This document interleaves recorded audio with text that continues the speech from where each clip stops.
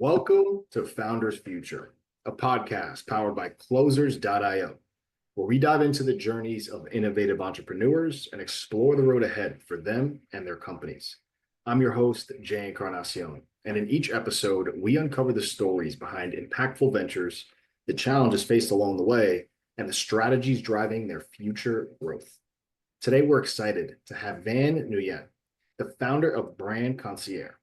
Van brings a dynamic mix of experience from special events, digital marketing, and community building, with a career that's taken her from roles like education chair to founding a branding agency in 2020 that's already won awards like Best Marketing Agency in 2024. She's here to share how she's revolutionizing branding for fast-thinking entrepreneurs in industries like health, wellness, and beauty. We'll be exploring her founding story, how Brand Concier empowers clients to shine in the marketplace, and her vision for scaling this mission-driven venture. So let's dive right in. Van, welcome to Founders Future. Hi, thank you for having me. I'm really excited to dive right in. Absolutely, Yeah, absolutely. So excited to have you on. Really looking forward to get into the nitty-gritty with you. So let's start at the very top for our listeners here, Van. Take us back to the beginning. What specific problem in the branding or marketing landscape really inspired you to start Brand Concierge in 2020? great question. I noticed that I was attracting a lot of fast-thinking entrepreneurs, and they couldn't allocate the kind of time that is needed to go through the entire brand strategy process. Mm. And I've studied under a lot of different brand innovators in the branding space, talking about Chris Do, Peter Wilkins, who developed the brand DNA. They all have very different ways of doing things. And so I started understanding realistically, given a founder's situation, how Mhm. fast do you need to get to market? What's your budget? And oftentimes, what I've noticed is either A, they can't afford it. So they go to Fiverr or 99 Designs, but you get no strategy and you have to know exactly how to guide the designer to execute your vision. So oftentimes they either already been burned by another branding strategy because or a strategist or branding agency who just designed something that wasn't communicating their message or is lacking the strategy. And most times they can't sit down with you for 9 hours to go through a whole workshop to go through that brand strategy. And that's just like the beginning of it. And it could take anywhere from 12 to 16 weeks on average just to go through a very simple brand strategy process, or it could take up to 8 months if we're talking e-commerce. So imagine if you had to wait close to a year to get your idea out there. And I'm like, okay, how do I cut things down? How do I make this more digestible and realistic for people who can't afford to pay for 3, 4, 5 months of branding, of just brand strategy? That's not even getting into the design of your brand. And oftentimes if you design something, it needs to make sense. It needs to fit your story, your background, and it has to have some kind of positioning to make you memorable, right? And so that was the issue. And I decided, okay, how can I shortcut this, which is taking the most important elements of brand development so that they can go to market as quickly as possible in as little time as possible. And it only works if you're very decisive. So people can't work with me if they don't know what they want, because otherwise timelines are going to go past and I'm going to have to charge more and then it's going to go out of budget. But yeah, so I saw a need to hold their hand through it. So Brand Concierge is more of a high touch branding. I literally hold their hand every step of the way. This is why we're doing, this is why this is important. And then it starts to click. Then they understand, oh, so this is what branding is. It's not just a logo. Because a lot of times people be like, I already have a logo. I don't need branding. So Brand Concierge came about because I noticed marketplaces that are affordable don't cover a lot of the areas that brand strategy does. And then if you're dealing with someone who's a strategist but has never launched and grown their own businesses in other areas, they might not understand the daily nitty-gritty stuff that goes in and how tough it is to manage operations. And now you're asking them to sit with you for 3 hours a week. It's Right. not realistic. So I wanted to create something more realistic for startups and founders that will work for them and have a great minimal viable product to take into market. Absolutely love that. And it's clear as day how much passion you have for it. So super excited to continue to get into it. So walk us through here. I know our listeners would love to hear how brand concierges offer has evolved thus far? So from what you are providing to who you're serving, how's that changed since you first started? Oh gosh, I realized there's more than one way to do branding, and I couldn't just have one way of doing it for everybody. So that wasn't working because originally I only studied under one brand guru. And then I decided to just hop into all these other classes, mastermind groups, and see how everyone else is doing it differently and realizing, okay, I think I need to custom tailor each of the brand strategies and even the brand identity design based off of the need of the person I'm working with. And depending on what industry they're in, they're going to need different things. So if I'm working with a filmmaker, they're going to need absolutely very different things with the brand identity design and the brand strategy than if I was working with cybersecurity, which I have both clients right now. So I'm giving them as an example. But yes, they're very different. So I can't have this cookie cutter approach and expect it to work for everyone. Mm. Yeah, so that kind of evolved into, okay, intuitively, I can just by speaking to them, going through the discovery process, understanding their challenges, their pain points, who they want to market to, and sometimes they don't know who they want to market to. Then I realize, okay, let's backtrack. You're not ready for brand strategy. We need to go through business consulting. So let's start with the niche assessment to figure out why do you want to market to these people, or if they don't know, they say they want to market to everyone. Then we have to narrow down like why and who, and do they have the money? Are they willing to pay? Is this something they value? And once they go through that exercise, it becomes a lot more clear. Oh, okay, this is why I need to go in this direction. Because when you start off as a solopreneur, you cannot be learning all the time. You really need to be out there doing the work. But if you're constantly in learning mode, you're not going to be making enough money to stay afloat. So I teach them how to prevent some of those time suck activities and not go down too many rabbit holes. And I think staying focused is one of the hardest things to do. And just knowing like where do you start? Someone who has no idea what branding is and what the difference is between all the different branding people, because there's brand builders, brand architects, there's brand strategists, personal brand strategists. There's so many, right? And photographers are now branding people. You got website people who are now branding people. So who do Yeah. you go to and when do you go to whom? So that becomes a really big question for a lot of them who have no idea what the heck branding is. So there's a lot of confusion around the topic itself. Yeah. So working right off that point right there, what's a misconception that you can really point to that you hear a lot about the branding industry, especially around its valued entrepreneurs or its scalability as a business? What's something there that you can address for us? Yeah, great question. It really is etiquette at the end of the day. If I'm going to really break that down, it's not just the way your brand looks, because a lot of people think branding is like your colors, your logo, your shapes, right? It goes way beyond that. It goes crosses into the customer service. It crosses into how are you answering the phone calls? How are you addressing the crises? Do you have a system in place should X, Y, or Z happen? What's your sales process like? Is it consistent every time?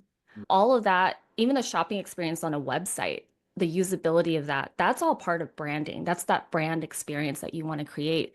And the culture that also needs to get interjected into it. Branding, I treat it like a person. So when I talk to people, I'm building a Shopify website right now and going through this brand identity exercise with a client of mine who's in the jewelry space. And Mm. she's, wow, you made me think about branding so differently now.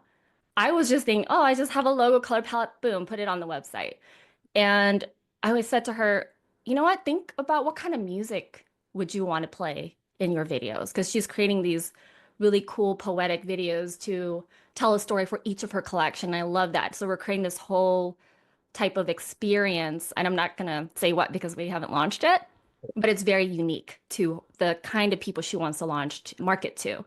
And she never thought of it as a person. I said, imagine your brand's a person. What kind of music does your brand listen to?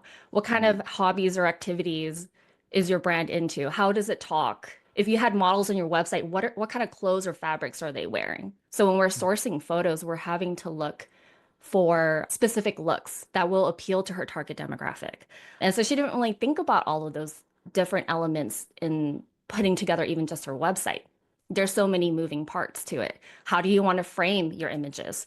There's, yeah, how do you want the website to flow? There's just so much that goes into that shopping experience. And when she goes to pop-ups, I said, Do you plan to package your product a certain way? Do you want to give it in a nice box presentation? Are you, because if you're trying to create this high-end experience and charge high-end prices, you have to create an amazing experience, right? Because that's what people are really paying for when they're paying for like paying more for whatever it is that you're providing versus going to a commodity and you're competing on price. So if you're really positioning not to compete on price, then you have to position your brand to be unique and create that unique experience that's worth paying for. I agree more. I love it. So let's get right into the nuts and bolts here, Van, because I know many of our listeners are other founders, entrepreneurs, have startups. So really could be a great fit for what you're doing here. Go to you for your services. So talk to us a little bit about how Brand Concierge is really generating revenue today. So what's the core offer? If one of our listeners came to you and wanted to work with you, what can they expect to see and how do you structure it for your clients? Yeah, great question. What I do is I bring their vision to life. So that's what I'm great at. It's what do you want to do? And sometimes they've never ran a business before. It's their first go around. I help make sure, one, they have a strong foundation to launch with. And I'm talking about priming them to run the business, not just the logo, the brand strategy. It's literally like the operations. I don't handle operations, but I will give them the resources and the tools that they need to know and start understanding what's needed in the day to day so that things can run smoothly and so that they are set to scale.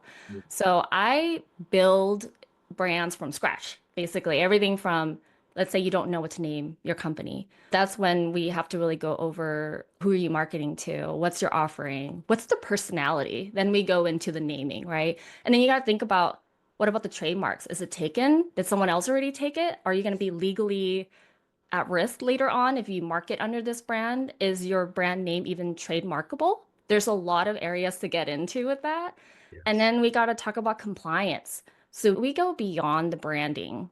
We make sure that you mitigate your risk when you go to market. And if you're new to the business space, you might not know a lot of the legalities around that. And I'm not saying I'm an attorney because I'm not, but I've talked to a lot of them and understanding friends who have gotten sued for specific things, like being ADA compliant. You want to make sure your website and your brand is friendly for people who are color blind and also people who are blind. And California is like the number two state for getting sued the most for non-ADA compliance. So we started getting into that space as well. But essentially, when people come to me, it's really because they want to launch an idea. And I'm not an accelerator, but I do connect them with the right people to make sure that they have what they need to launch with. So I have a cybersecurity client who I connected with a business attorney who's now drafting up his contracts. Oh, he needed an app made. Okay, great. We'll design your app. We have a developer that can do that. And he was like, oh my gosh, you just set me up for success. And I didn't even know I needed all of this because had he not, his time would be consumed with a lot of little mundane administrative tasks. Right. And so he's just making sure he's doing everything right the first time. And that's what we really do is we make sure you do it right the first time. And you're not spinning your wheels when you're getting into the entrepreneurship space and just constantly having to fail to move forward, which you're going to, but you want to minimize as much of that as possible so you don't go out of business by the second year. Incredible. Absolutely incredible. It's clear as day that your mind is just always clicking on all Yeah. cylinders.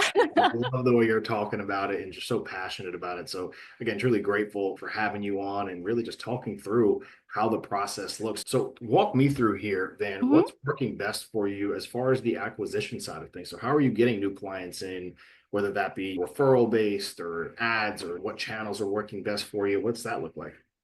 Great question. I've been building up our reputation on Clutch, which is a website like a directory like Yelp, but for digital agency owners. And because it's really hard to get reviews on there, they really have to verify each and every one of the reviews. So people trust it more. So that's one. And of course, winning the awards do help with conversions a little bit in that people who might have not bought into it later before are now reaching back out, recognizing, oh, shoot, you guys have been winning awards.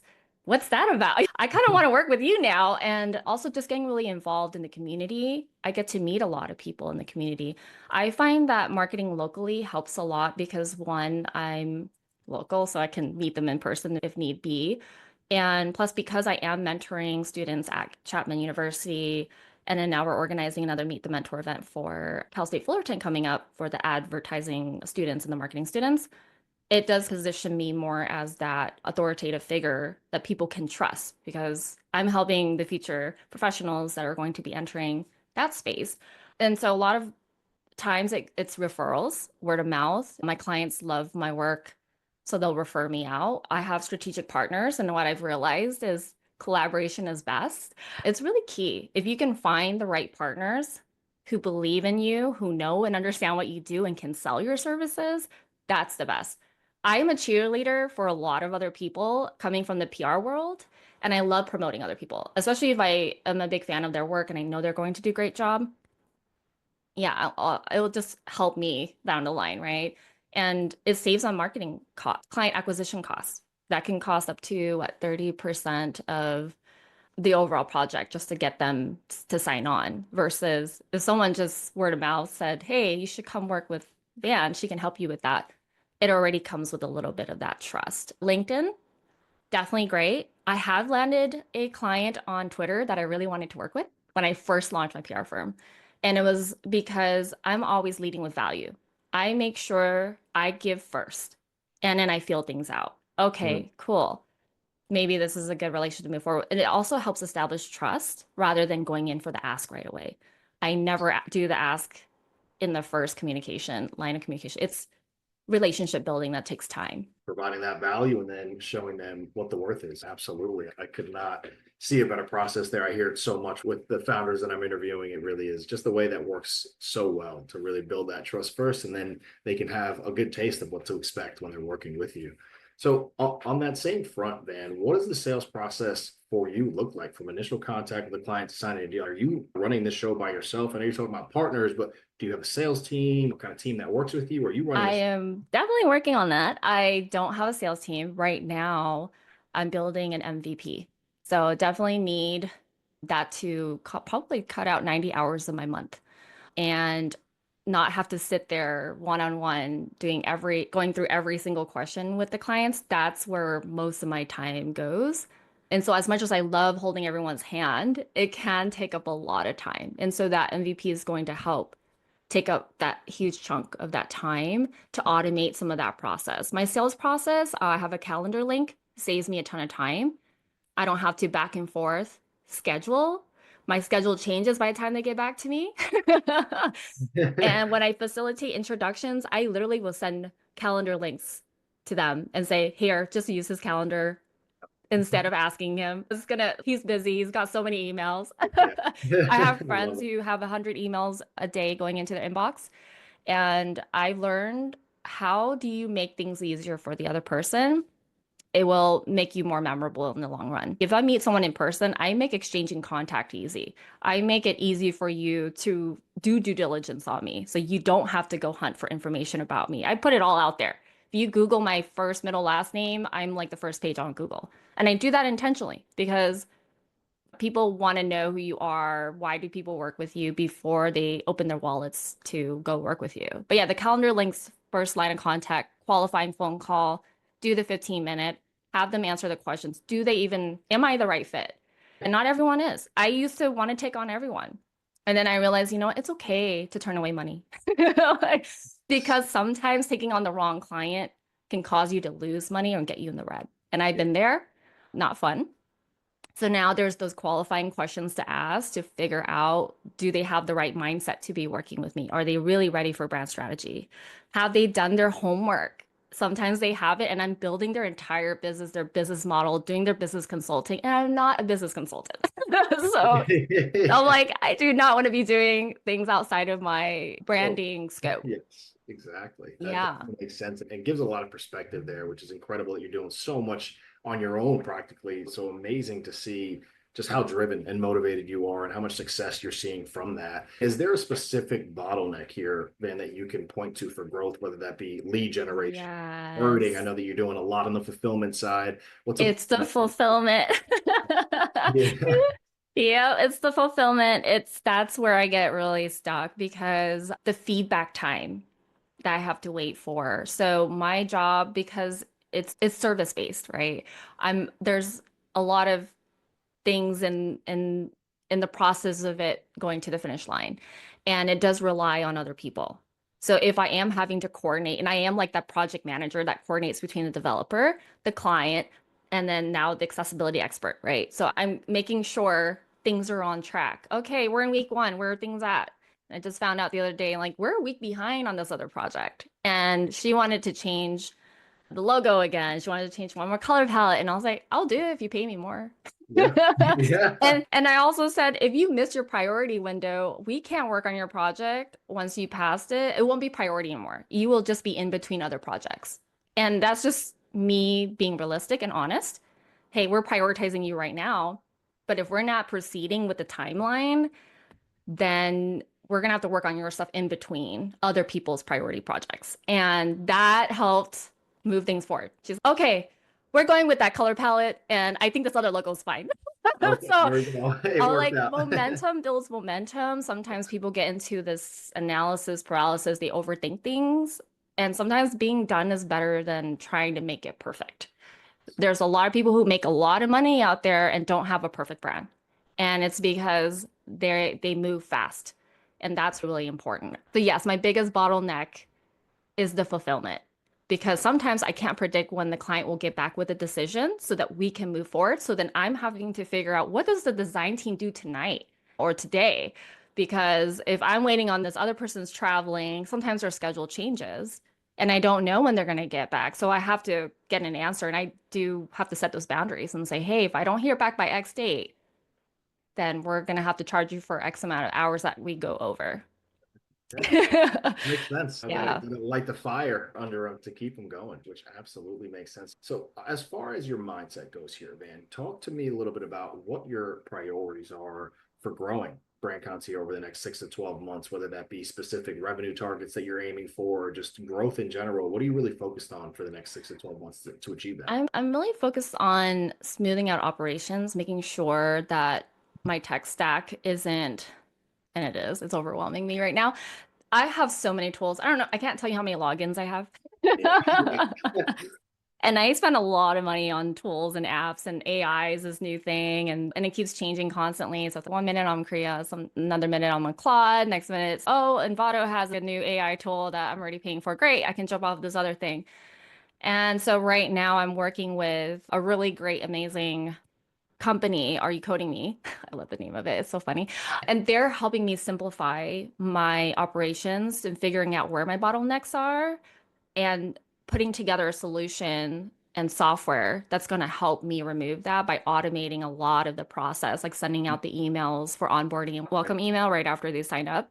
But because my stuff is so customized, it's been really tough to automate a lot of things, but he's figuring out how I could do that and save me a lot of time. So I am really excited about that.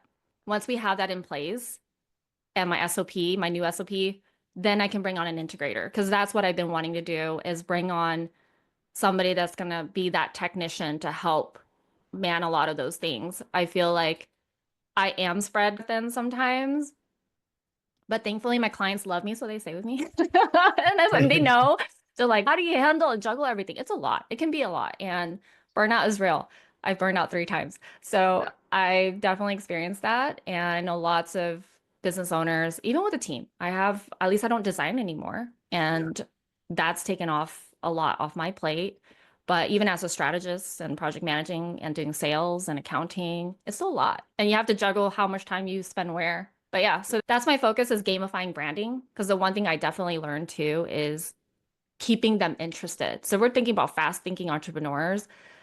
It's very tough to reflect and do the hard work. People want to do the easy work and think launching a company is easy. It is not. There is a lot that goes into it. And you need to be very clear and intentional about where your time is going, because you can easily go down a rabbit hole on social media and spend it all day on social media and not get Okay. any results. Yeah.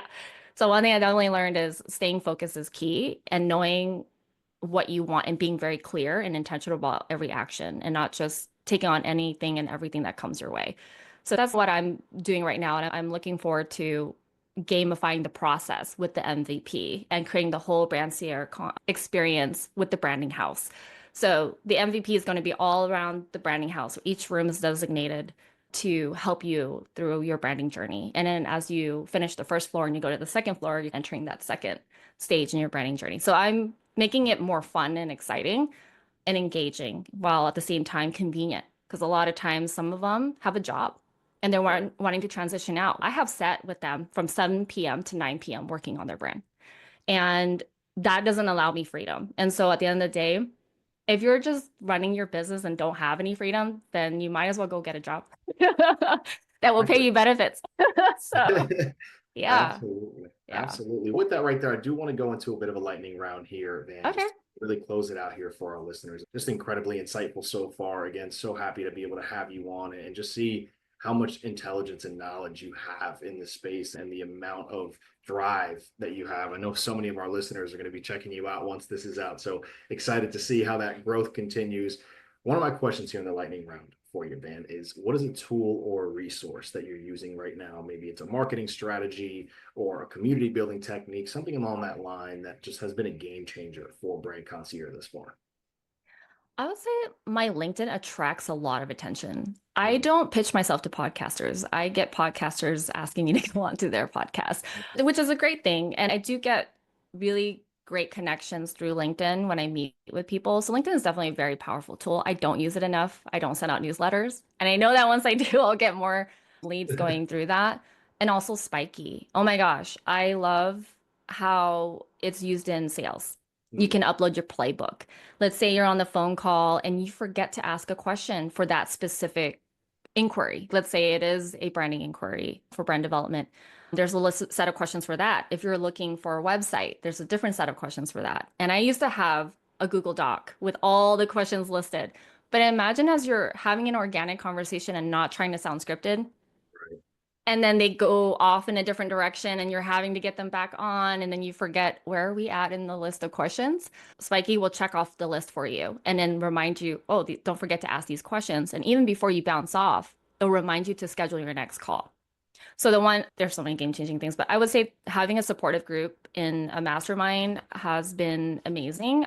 Because of you Gurus last year, I was able to triple my revenue. Yeah. And it's just having a really good support system in place and people who root for you, I would say is one of the most instrumental things to my growth. Like I've had so many mentors who are way more experienced than I am, but I'm just sitting there as a sponge trying to absorb and learn as much as I can from everyone. I don't mind being the dumbest person in the room. I love it. Teach me. I want to learn. Teach me. Um, yeah, so I would say those are the three things that are really helpful right now. Incredible. And then just to round us out here, Van, what is a piece of advice that you can give to our listeners right now, other founders, entrepreneurs, just getting started out in business or running a business of their own? So much success that you're seeing. What can you offer them before wrapping up? I would say really get clear on why it is that you're launching your business. Why are you doing it? What makes you wake up in the morning? Because it is a grind. It can be. I'm not for the hustle life. It definitely leads to burnout. So I would say just really put in the work when you build it out. When you have a strong foundation and you build it out right the first time, things will go a lot smoother. When you try to take shortcuts and do the easy work, things get a lot tougher over time. Absolutely. I love it. With that right there, that is going to wrap up another inspiring episode here of Founders Future. Van, just want to thank you again. A remarkable journey so far. I know you have so much more to go, and I can't wait to see all the big things that you're going to do. Thank you so much for sharing your insights with us and coming on the show. I know our listeners had an amazing time, as I did. To our listeners, if you did enjoy this episode, don't forget to subscribe to Founders Future wherever you listen to your favorite podcasts. You can also find more resources and insights at closers.io, where we're dedicated to helping businesses accelerate their growth through trained appointment setters and world class marketing systems. Until then, Keep climbing, and we'll see you on the next one.